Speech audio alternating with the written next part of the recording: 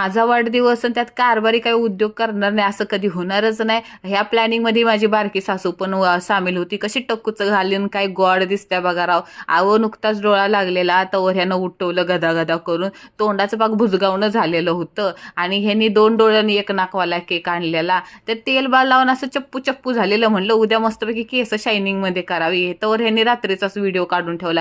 त्याला म्हणलं टक्कुऱ्याला काहीतरी लाव, तेलकट तेलकट तोंड दिसतंय. ह्यांनी पण बघा एका मेणबत्तीचं डेकोरेशन तयार करून रात्रीच्या अंधारात उद्योग चालू केलेले आणि गुपचूप मध्ये आम्ही पण चालू केलं वाढदिवस.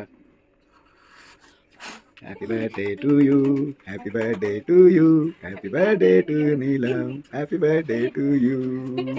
या कारणामध्ये जावला पण सामील केलं. तिचं बुंडुकलं पण सोबत होतं बाबा.